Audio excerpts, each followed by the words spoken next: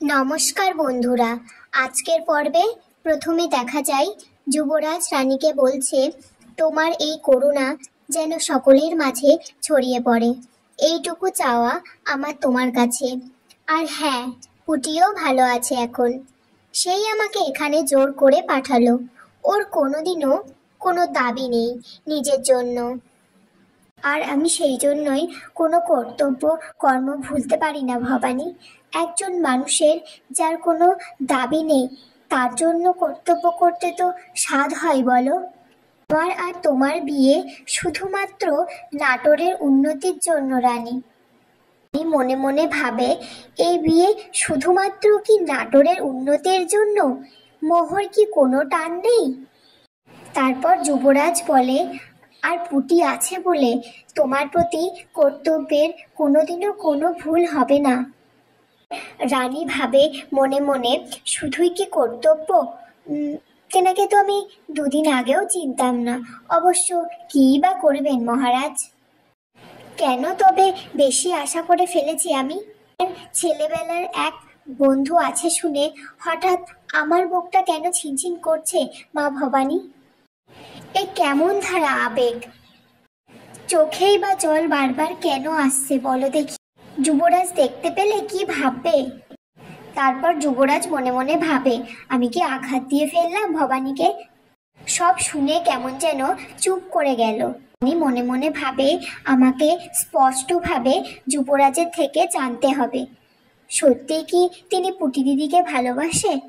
পর দেখা যায় একে একে দেবীপ্রসাদ আর তার সাথে সবাই চলে আসে বাগানে কালনাগিনীকে ছেড়ে দেওয়ার জন্য।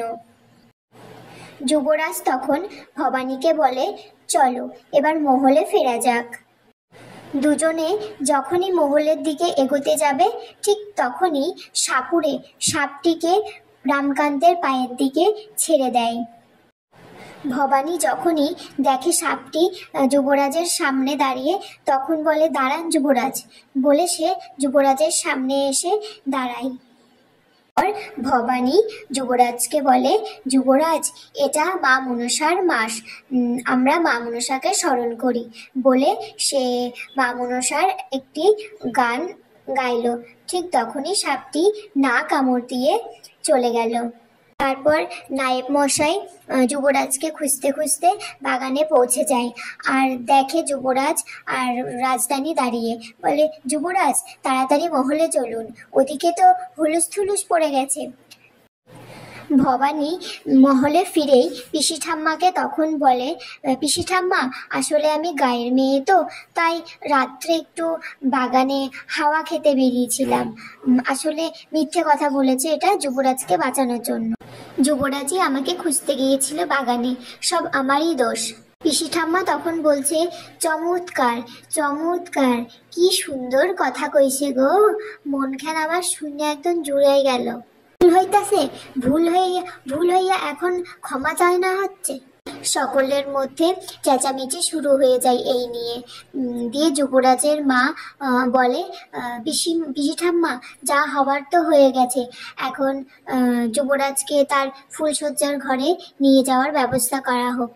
ইন্দু বউ ভবানীকে ফুলশয্যার ঘরে পৌঁছে দেয়, আর একটা হাতে জলের গ্লাস দিয়ে বলে যে রামকান্তের পা ধুইয়ে দিতে, দিয়ে চুল দিয়ে মুছিয়ে দিতে। কিন্তু রামকান্ত সেটাই নারাজ করে, বলে, এ কেমন নিয়ম নীতি?